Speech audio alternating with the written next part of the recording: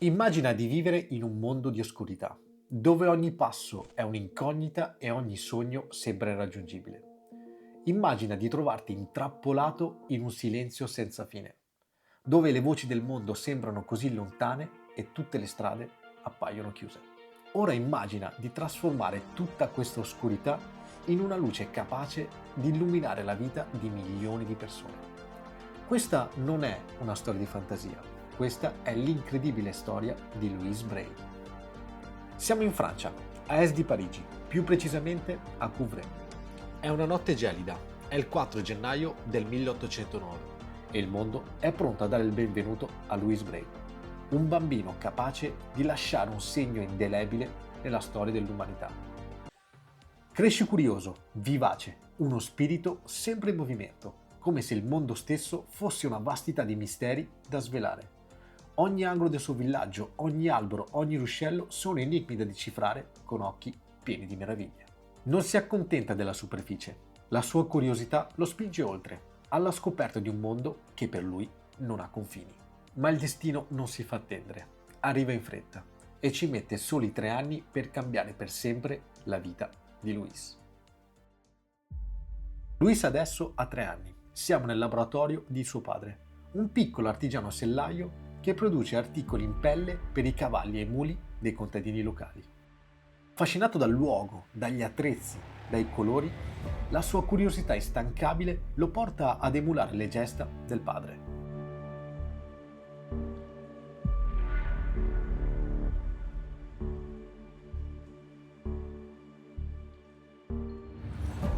Con mani ingenue afferra il punteruolo, un attrezzo affilato che il padre usa per bucare il cuoio.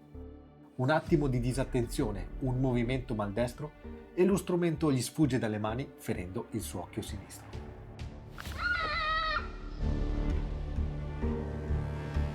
L'infezione che ne scaturirà compromette 2 anni dopo anche il suo occhio destro, portandolo definitivamente alla cecità totale.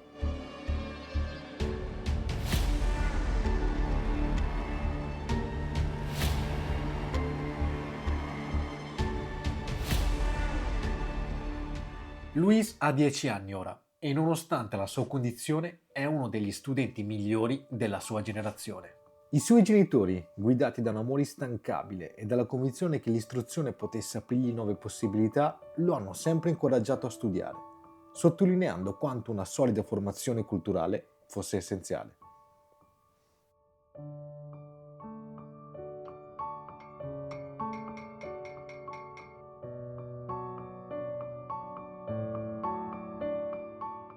Ottiene una borsa di studio all'Institut des Jeunes Aveugles, un istituto per giovani ciechi, fondato 25 anni prima da Valentin Henry, un educatore parigino che aveva trovato un modo ingegnoso per insegnare ai ragazzi ciechi a leggere, ma non a scrivere, ma che sarà decisivo per indirizzare il giovane Louise verso un futuro fatto di musica, di insegnamento e di invenzioni. La scuola non è facile per lui, neanche per i suoi compagni, ma Louise non si accontenta mai di quello che c'è, cerca sempre di superare i limiti che la società gli impone.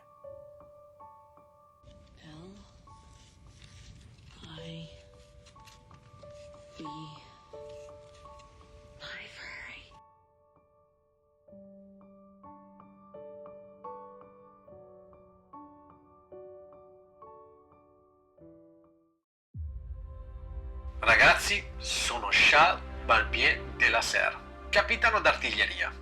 Vengo a mostrarvi qualcosa di speciale, qualcosa che potrebbe cambiare il modo in cui comunicate, persino al buio. Ho ideato l'écriture nocturne per i miei soldati, affinché possano leggere al buio senza rivelare la loro posizione.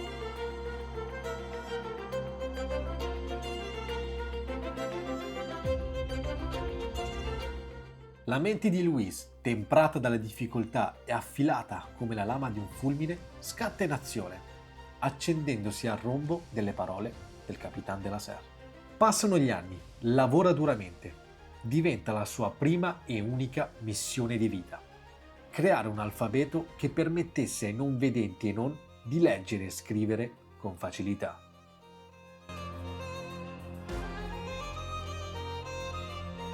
Beh, il sogno diventa realtà e a 15 anni l'adolescente Louis crea quello che tutti oggi noi conosciamo come metodo Braille.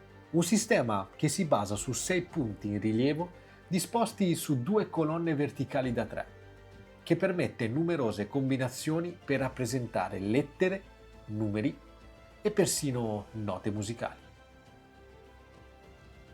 È il 1829 e siamo ancora all'Istituto per Giovani Ciechi.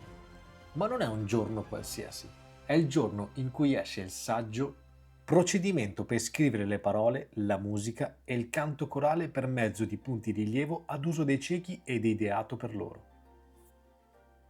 È un saggio che lui scrive su un foglio diviso a righe, con un punteruolo che solleva piccoli coni di carta rigida nel punto perforato. Quello stesso strumento che gli tolse la vita ora è in grado di restituirgliela.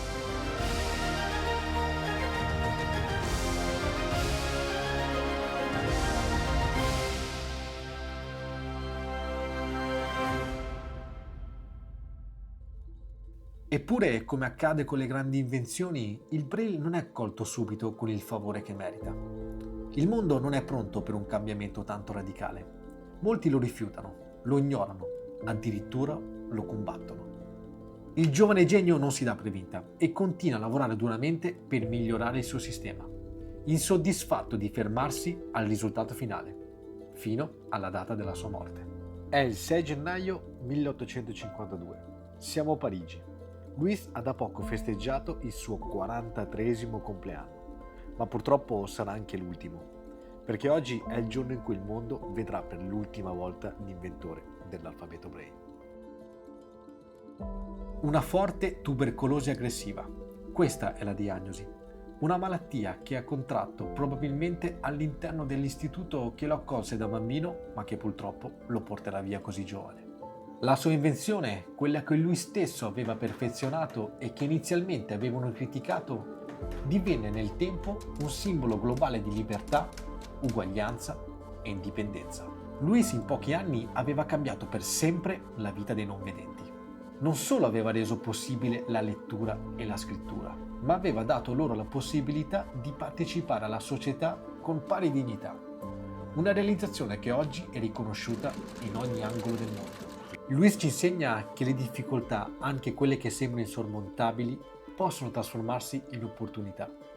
Che le sfide della vita, se affrontate con coraggio e determinazione, possono diventare le chiavi per aprire quelle porte che altrimenti sarebbero rimaste chiuse. Che la vera innovazione non è solo tecnica, ma anche mentale. Di vedere ciò che gli altri non vedono. Di immaginare soluzioni dove sembrano esserci soltanto problemi. Ogni passo, ogni scelta, ogni difficoltà affrontata può diventare un'opportunità per fare la differenza, per creare qualcosa di duraturo e significativo. Non importa quanto il cammino sembri oscuro, se hai il coraggio di continuare a camminare, troverai sempre un modo per illuminare la tua strada e quella degli altri. Louis Braille è stato un esempio di come la vita non sia mai una condanna, ma un'opportunità di trasformazione.